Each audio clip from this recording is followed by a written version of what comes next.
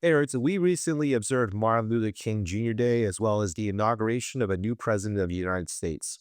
I find it apt to do a retro review on a movie that has been on my mind since November the 5th, 2024.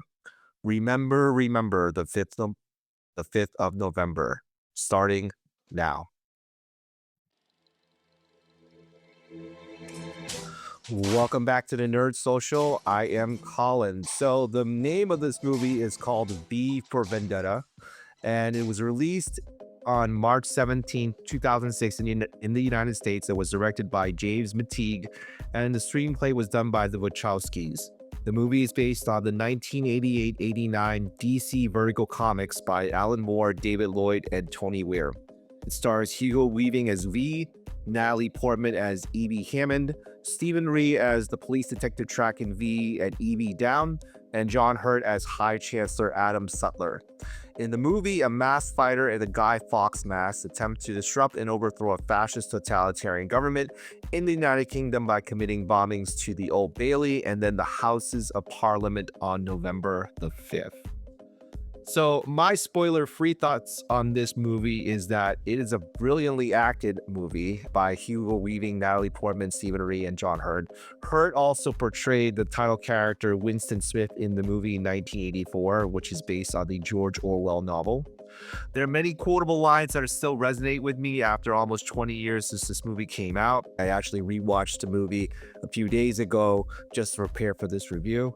Yes, there's definitely some parallels in this movie that is relevant to present day, although the idea of collective mass action is possible depending on circumstances, which I'll get into as we break down the movie. Fear and apathy is real. We try to question how do we break out of that, besides being theatrical, bullet invincibility like in the movie, and also good looks. I'm referring to Luigi Mangione, which we'll talk about as well as a comparison. In terms of rating, I want to give this movie a 9 out of 10, which is a movie marathon. I think that this movie does deserve a second look to wake people up from their apathy and also to understand that we are now even closer to the reality depicted in this movie than we think. There are definitely some differences, which I will talk more about in the breakdown of this movie. If you like what I have to say about V for Vendetta and also other content we put out there, please like, share, and subscribe for more. We really appreciate your support, and we really thank all those that follow us on all our social media platforms.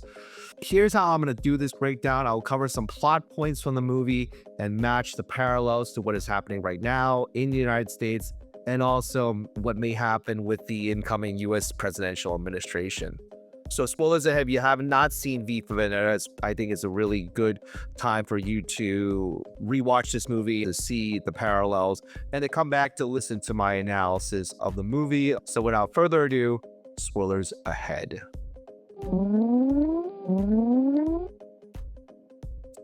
So the first thing that we want to think about comparing is High Chancellor Adam Sutler and our current president. In terms of political rhetoric, they are really close, though Trump has to deal with the Congress and the courts. His power is not absolute just yet, but we will see whether or not that is the case.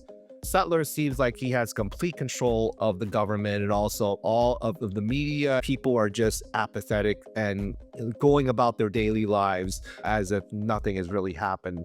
Although there has been a lot of tragic fear-mongering events that has happened for his reign that really quelled them into this lull in the UK. So both of these figureheads, Trump and Sutler, are from conservative parties, whereas Sutler is a deeply religious man, a la Mike Pence. Trump has more of a born-again Christian vibe that's going on, and he uses religion as a tool. He just said in his inauguration that I was saved by God to make America great again. So he's really leaning into that. Whether or not that plays well with some of his base and also some people that are swing voters, we really don't know how that's going to transpire as we move forward in this upcoming year. That's number one. Number two comparison is the British television network and Fox News. Yes, this is definitely a direct comparison. BTN, which is in the movie, Lewis Prothero as the voice of London is very much like Sean Hannity or Jesse Waters on Fox News, basically a talking piece for the Conservative Party. However, I would argue that the US does not have state-run media just yet. but it's getting dangerously close. Fox News, along with Sky News, Wall Street Journal, and New York Post, are owned by News Corp and Rupert Murdoch, who has been a conservative mouthpiece for decades. The Washington Post is owned by Jeff Bezos, who is the head of Amazon and attended Trump's inauguration. So it's not there yet. I think that there's a lot of independent media that's out there right now that can counteract some of that messaging of state-run media, but it's getting close. I mean, Truth Social is pretty much his mouthpiece as well. So there are a lot of things that are concerning in terms of media out there, and you have news outlets that are owned by Sinclair Broadcasting. So you can definitely see that there are some whispers of that creeping up into our daily lives. And it's very important to understand how to become independent of that and to make sure that you have critical thinking skills to discern what is out there. Because I think that we are still not at a phase where we're able to have that discernment just yet. And it's very important as a society to have that discernment and to understand what is real, what is misinformation, what is actual BS that's out there and being peddled. And in the movie, they did a very good job of portraying that at the end, the people really didn't believe in Sutler as he was trying to scare them into staying in their homes instead of marching in collective action against the government. So whether or not that happens in real life, it remains to be seen. Number 3, the Ministry of Objectionable Materials and Censorship in the United States. In the movie, V stole a lot of items for his home from the Ministry of Objectionable Materials. In the United States, we can only Google banned books and literatures in schools to find out censorship is a real thing. Also, with the recent ban of TikTok, only adds to how government is attempting to censor free speech. Also with Elon Musk being the head of a social media company and basically controlling speech and censoring people from his platform for the advancement of a much more conservative ideology and principles. So only when the powers that be saw that they overstepped the bounds with TikTok that they retreated and turned it back on. So it goes to show that there's some mass collective action that does work. And also there's a very distinguishable quote from V in the movie that said that people should not be afraid of their government. Government should be afraid of their people. So there is that action that can happen if push comes to shove. And I hope that we remain conscious of that as we move forward into this new administration. Number 4, demonization of marginalized people compared with trans and undocumented immigrants in the United States. So in the movie, there was a story of Valerie and her lover who were sent to Lark Hill Detention Center because they were lesbians. In the United States, there's an aggressive crackdown on people who identify as transgender or they are undocumented immigrants, with legislation in Congress banning transgender athletes from female school sports, bathroom bills enacted in several states, along with plans for mass deportations from the new president of the United States. This is something that's going to dominate headlines in the coming year. And this is one of the things I personally believe that we should really resist, because it really goes against who we are as a people, and no one deserves to be treated like this. The movie does a very good job of trying to dehumanize people that are the other.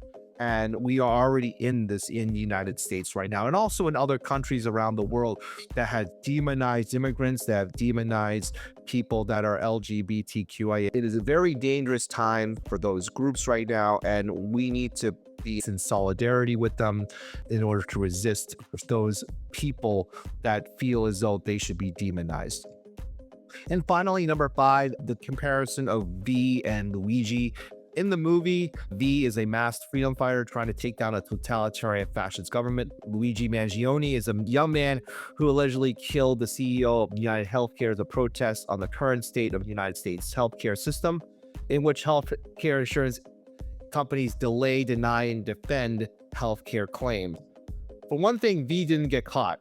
But it's a movie. Let's just be very real about that. And so, of course, the main character won't get caught. Luigi is a real person, but whether or not his actions galvanized a lot of people into mass collective action remains to be seen. I would argue that mass collective action is achievable with the right ingredients and something to get behind. but it's hard to break through all of the noise and distractions that have been unleashed on us through social media platforms and streaming. Yes, I admit, I know that I'm contributing to this noise and I indulge in these distractions as well, being part of this YouTube channel. But there's a momentum that is out there to ask ourselves that we should strive for something different than what we have right now. We just have to have the courage to resist in our own ways and hope that momentum will lead to some mass collective action against these forces of fascism and totalitarianism. From the movie, we should remember that ideas are bulletproof. So that is my analysis and breakdown of V for Vendetta in comparison to our current state of affairs. Tell us what you have to say about this movie and also our current state of affairs by commenting down below. Like, share, subscribe for more content like this, and we will see you in the next video. All right, take care, everybody.